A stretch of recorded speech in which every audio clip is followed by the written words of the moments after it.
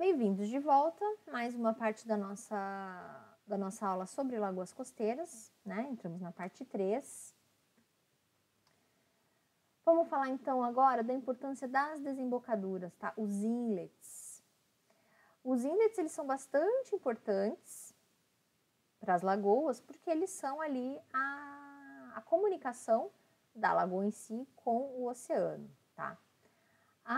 A posição dos inlets é uma questão bastante importante, porque vai depender dos padrões de correntes e também vai direcionar as rotas do transporte sedimentar. Tá? O tamanho desses inlets e o número dos inlets também é bastante importante, porque define a quantidade de troca de água com o oceano e de troca de material fino em suspensão, sem falar em biota, né?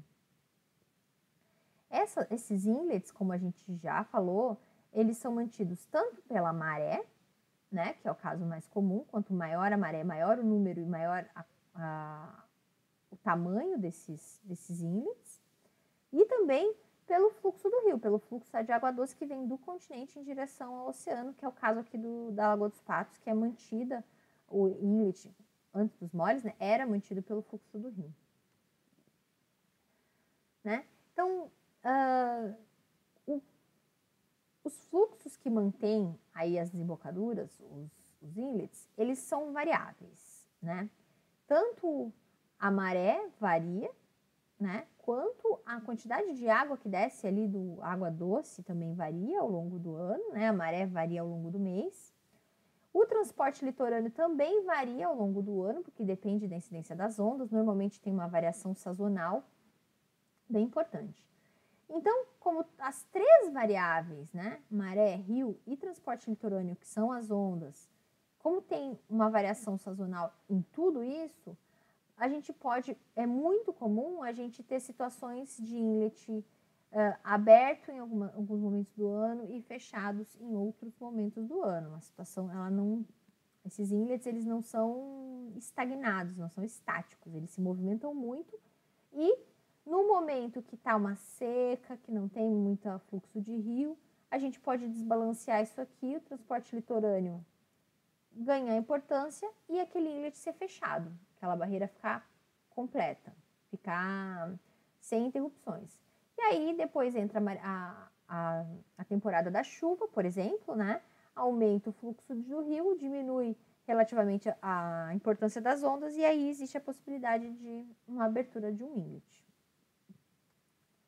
Certo? Vamos falar um pouquinho da Lagoa do Estreito. É uma lagoinha que tem aqui no litoral médio do Rio Grande do Sul, faz parte ainda do município de São José do Norte, tá? É uma lagoa que tem um inlet, ó, é uma lagoa bem rasinha, tá?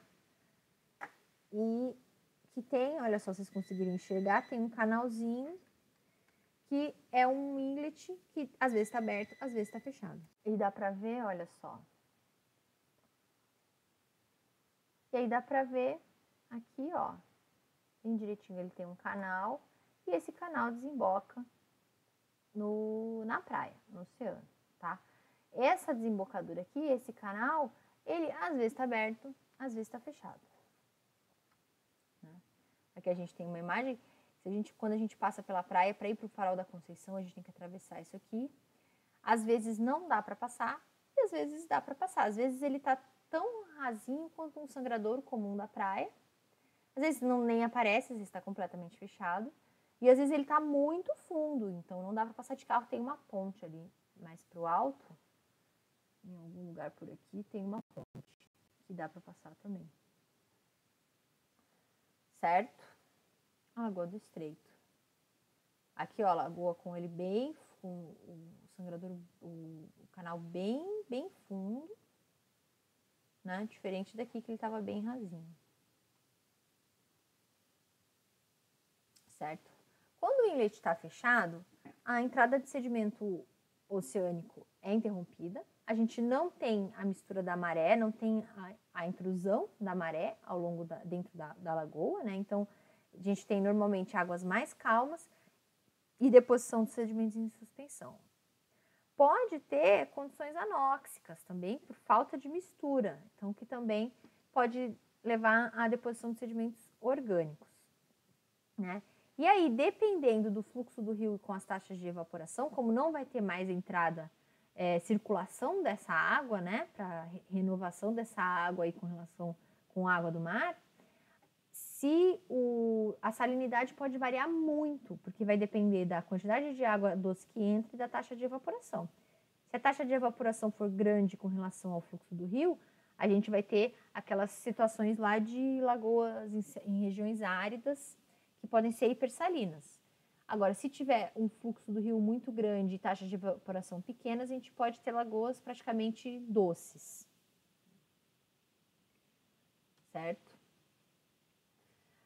E aí, vamos falar sobre a classificação. A gente classifica as lagoas, os inlets, na verdade, né, com relação aos processos dominantes, né? Normalmente, são 2 processos dominantes. A gente tem, quando maré mais o fluxo do rio são dominantes, eles tendem a manter a lagoa aberta. E quando as ondas e o transporte litorâneo são dominantes, a lagoa tende a ser fechada, né? Isso vai ser relacionado ao número de inlets, né? Quanto maior a importância aqui das ondas com o transporte litorâneo, menor o número de inlets. Quanto maior a maré e o fluxo do rio, maior o número de inlets. Isso eu acho que eu já falei bastante vezes, né? E aí, a gente tem essa classificação aqui, ó. A gente tem 4 classificações, tá?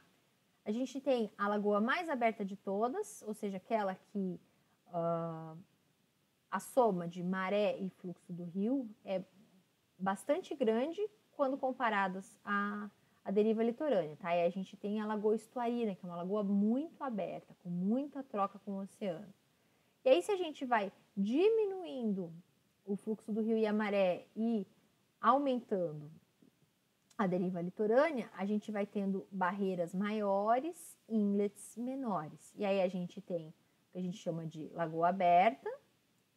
E aí, quando a gente aumenta mais ainda a deriva litorânea, diminui mais ainda o fluxo do rio e maré, a gente tem a lagoa parcialmente fechada, que é só raros inlets, que seria o caso da nossa, né? E se a gente aumenta mais ainda a ondulação, a gente vai para a lagoa completamente fechada. Então, vamos falar um pouquinho de cada um. A lagoa estuarina é aquela quando o fluxo de maré é muito forte e ele ainda é aumentado pelo fluxo do rio, né? Então, a gente tem barreiras estreitinhas, pequenininhas e muita troca perpendicular aí, muita troca entre a lagoa e o oceano.